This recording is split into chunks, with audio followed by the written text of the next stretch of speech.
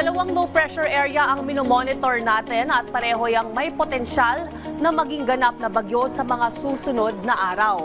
Ang LPA sa Hilaga ang nagpapalakas ng habagat kaya patuloy na makararanas ng mabigat na pagulan this long weekend ang malaking bahagi ng Luzon at ilang bahagi ng Visayas.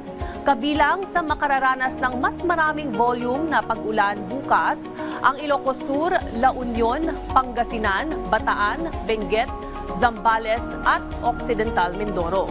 Maulan at maulap din. Tuloy-tuloy na pag-ulan yan sa Abra, Ilocos Norte, Nueva Ecija, Tarlac, Pampanga, Bulacan, Rizal, Metro Manila, Cavite, Batangas, Laguna at Mindoro provinces. Alerto po sa posibleng pagbaha at pagbuho ng lupa.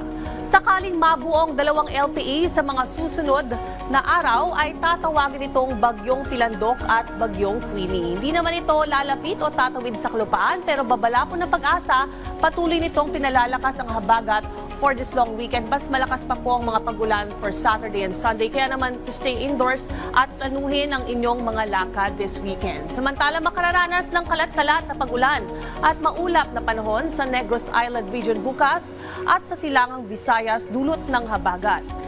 Good weather condition naman sa nalalaming bahagi ng Visayas at ng Mindanao pero may possibility pa rin makaranas ng panandaliang pag-ulan sa hapon o gabi o yung tinatawag nating localized thunderstorms.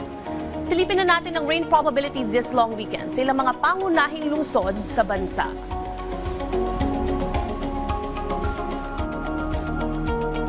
Keep safe at stay dry. Laging tandaan may tamang oras para sa bawat Pilipino. Panapanahon lang yan.